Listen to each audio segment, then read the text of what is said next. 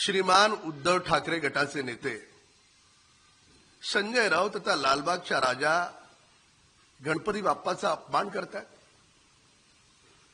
24 तासाची रांग लावून हा नवसाला पावणारा गणपती आहे म्हणून कोट्यावधी लोक त्या ठिकाणी जातात। त्यांच्या श्रद्धेची तुम्हाला काहीच किंमत नाही।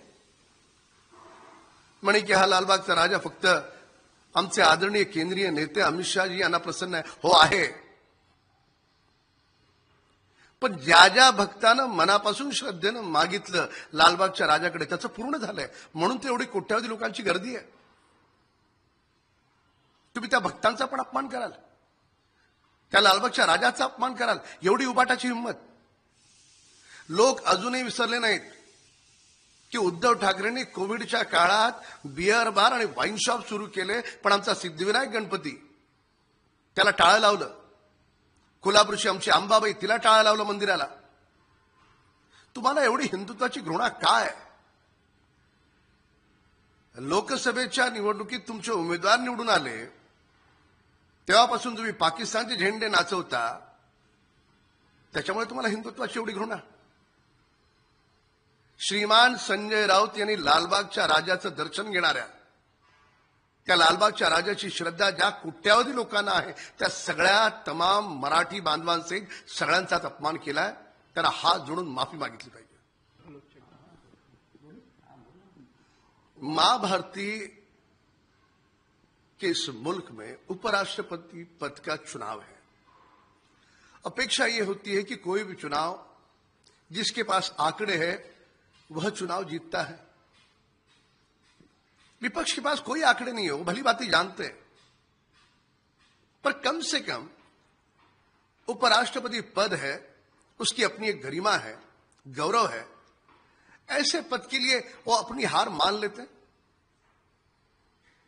तो पूरे विश्व में एक अच्छा संदेश जाता कि भारत का एक ऐसा लोकतंत्र है जहां पे सत्ता पक्ष और विपक्ष, जहां देश की बात आती है, गरिमापूर्ण पदों की बात आती है, वहां पे एक साथ है, ऐसा संदेश देते हैं।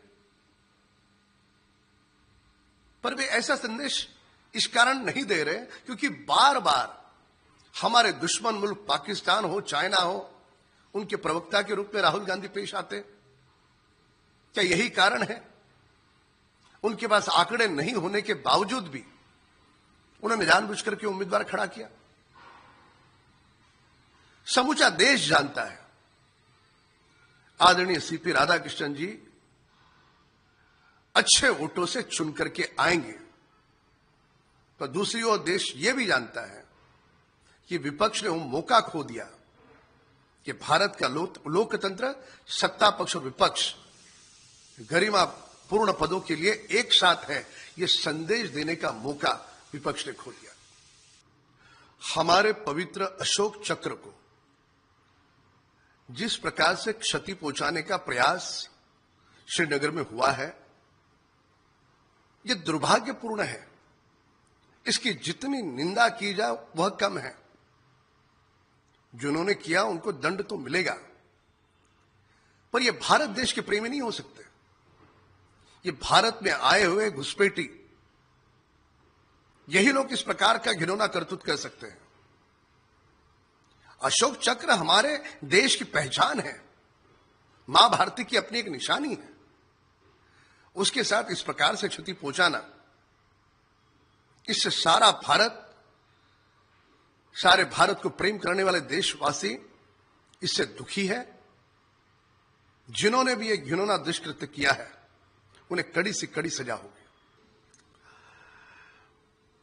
मराठा समाज के लिए जो जीआर आदरणीय मुख्यमंत्री देवेंद्र फडणवीस सरकार ने निकाला है, वह किसी भी जाति विशेष या ओबीसी, कोई भी जाति, उनके आरक्षण को 1% भी क्षति नहीं पहुंचाता। उनका आरक्षण पूरी तरह से स्वतंत्र है। अब इस जीआर का गहराई से अध्ययन करने के बाद यह बात सामने आएगी। इसके लिए पूरे महाराष्ट्र में इस जीआर का स्वागत हुआ है। अब कुछ लोगों के मन में संदेह होगा तो आने वाले समय में जरूर वो दूर होगा। आदरणीय मुख्यमंत्री देवेंद्र फडणवीस साहेबांच्या नेतृत्वात मराठा समाजासाठी जो जी आर काढला त्याचं अगदी आपण खोलवर जाऊन त्याचं अध्ययन केलं तर लक्षात येईल की या जी आरमुळे ओबीसी समाज असेल, अन्य समाज असतील, कोणाच्याही आरक्षणाला तसूवर देखील धक्का लागत नाही.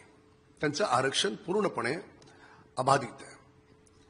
आता विषय असा आहे की या जी आरचा जर खोलवर अभ्यास केला, अध्ययन केलं, तर येणाऱ्या कालावधीमध्ये काही काळात ज्यांच्या कोणाच्या मनात शंका आहेत त्या शंका दूर होतील. मग आमचे नेते माननीय मंत्री महोदय छगन भुजबळ साहेब असतील, अन्य कोणी नेते असतील, त्यांच्याही शंका निश्चितपणे दूर होतील. ओबीसी समाजाच्या आरक्षणाला कणभर देखील या जी आरमुळे धक्का लागत नाही.